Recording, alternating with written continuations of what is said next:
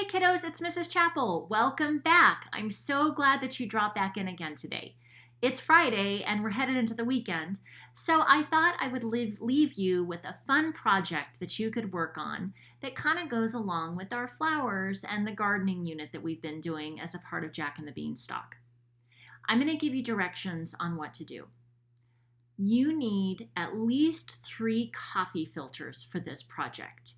Now, if you don't have coffee filters, like I don't right now, napkins will work, and you can just trim them to look like a coffee filter.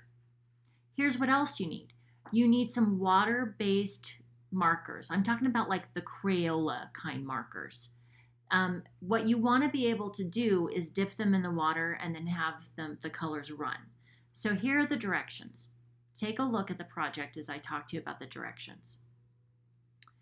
You're going to color your coffee filters.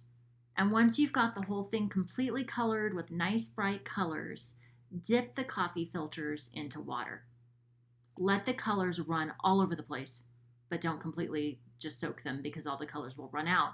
And then once you've dipped them in, take them out, wring them out, and then set them aside and let them dry.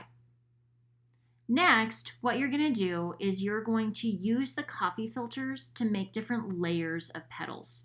So take a look at my example here. One filter is going to be the center of the flower. So for this, cut out just the middle part of the coffee filter. So it's like the round part of the coffee filter. The next filter is going to be a layer of petals. So trim like an inch or so off from the coffee filter. And then make the petals by kind of snipping little snips down from the edge all around the coffee filter.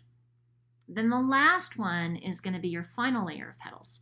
So again, just snip down from the edge to make the petals all around the filter.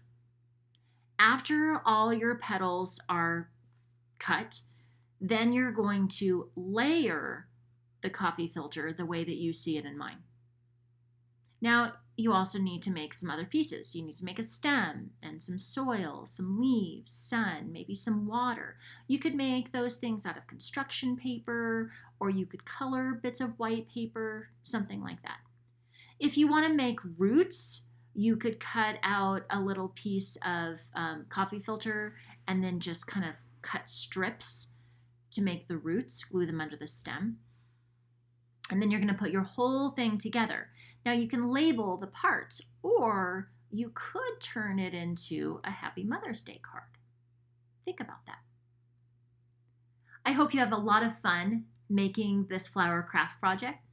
If you think about it, send me a picture. I'd love to see what you come up with. Have a great weekend, and I'll see you on Monday. Bye.